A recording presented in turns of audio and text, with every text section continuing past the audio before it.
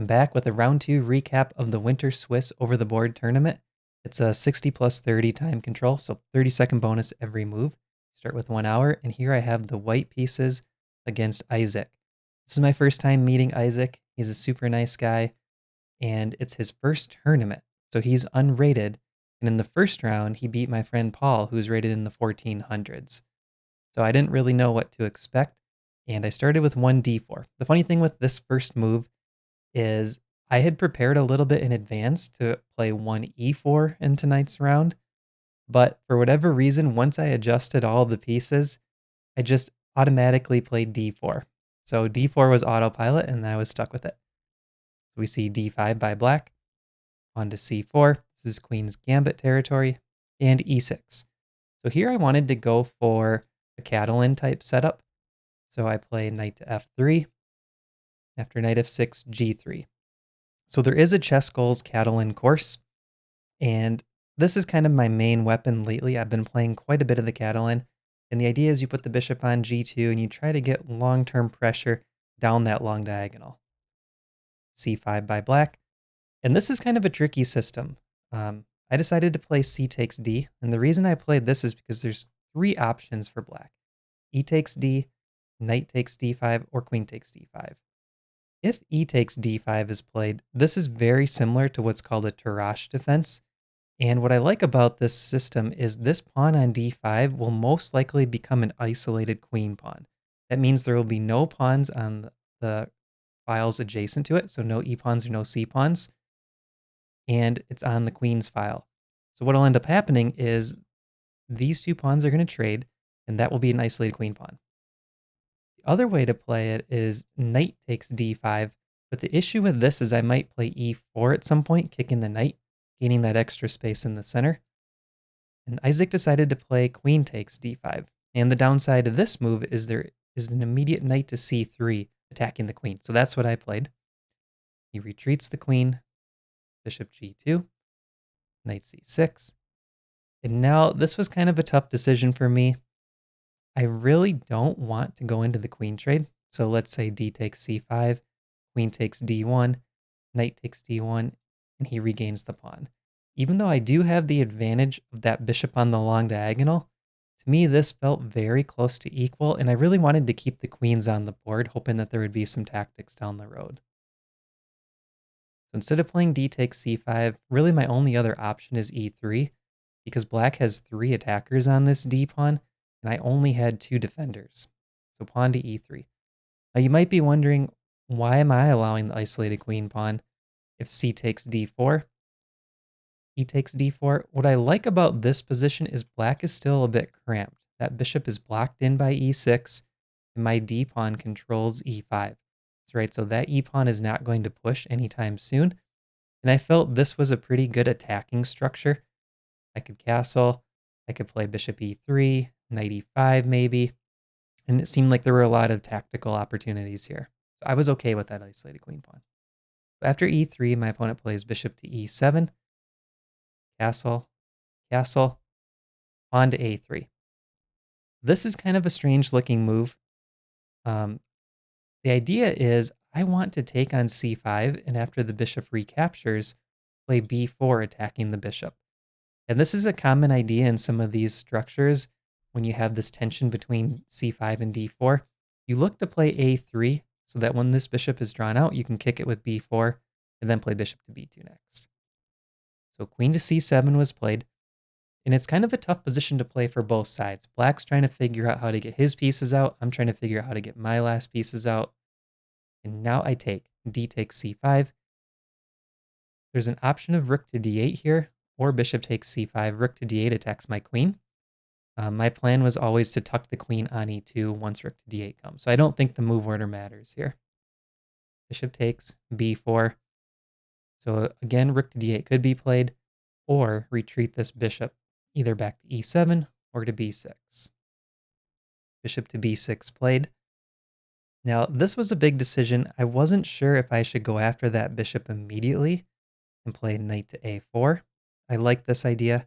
If knight takes b6, I get the bishop pair, which means 2 bishops for me, bishop and knight for my opponent. And this does still have opportunities to add an attack with bishop to b2, maybe rook to c1. So I like that move quite a bit. I decided to start with bishop to b2. And the reason I did that is because I was thinking black's counterplay might be coming from e5 and bringing that bishop out to f5.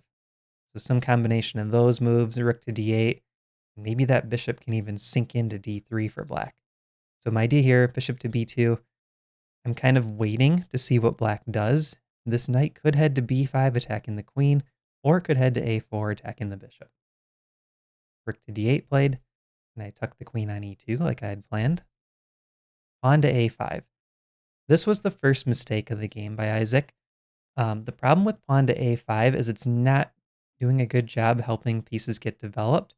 And you'll see in a couple of moves, these pieces become too cramped, and the pressure that I'm able to apply is just overwhelming in a few moves. So actually, let's look at what black could have played. e5, I think, is the strongest move with the idea of bishop to f5. And at this point, I was looking at a couple different moves. I think rook a to d1 or knight to a4 would probably be my reply. But I didn't have one set move in mind. I just know that I can't allow that bishop to come to d3, skewering the queen and rook. Okay, so a5 played. I played pawn to b5, kicking this knight. Knight to e7. And now we see the queen is on the open file without the knight blocking on c6 for black. So what I'm going to do is try to bring extra pressure. Knight to a4. And you're going to hear me talk about pressure quite a bit because that was sort of the style of this game. Just keep developing my pieces, put them on better squares, pose tough questions to black, and apply pressure. So we see now this knight is attacked once, defended once. So that queen could be deflected off the defense of the bishop, after which I could take with my knight. Knight to d7 played, so bringing another defender. And now I bring the rooks into the game, starting with rook a to c1, attacking the queen. She goes to b8, and here I play queen to c4. This is a prophylactic move. I'm eyeing this bishop to c7 idea by black, because now I can take it. Queen takes c7. And I'm also looking at this g7 pawn. Maybe my queen can come to g4 or come back to c3, threatening the mate on g7 in combination with the bishop. Knight to f8 played, and this was a blunder of a piece because that knight's job was to guard that bishop. Now it can't be defended anymore. I'm not sure why the arrows are flashing. Knight to f8 played. Knight takes b6. Rook a7. Okay, so at this point, we're on move 19. The game did last another 13 moves. It comes down to conversion. What's the best way to convert this position? So the first thing I noticed is that queen doesn't have a lot of squares. So I play bishop to e5. There's no way for her to escape. Rook to d6 is the only move. So that's what he played. And then I took. There's other ways to play this, like rook f to d1 could be a good move here. Try to bring extra attacker on this rook. But I said, let's simplify. Knowing that I had knight takes c8 in the end. Takes. And now if we do a material count, I'm +8 on material. And after queen takes a3, queen to b8, this rook on a7 doesn't have any moves because my b pawn guards a6. So queen here, take the rook, queen takes pawn, and here I go for simplification. Queen trade, and I actually sack my rook for the black's last piece just to make it as simple as possible. There was a chance to get a checkmate probably with the two rooks. I think Stockfish said like mate in 12 or something. And here Isaac resigned. Move 32. So I think for me, the main takeaways, I need to review this opening a little bit because even though I don't think the moves were terrible, I wasn't completely comfortable with that early c5 line in terms of my theory. And I was very unsure of this move e3, even though it turned out to be an okay move.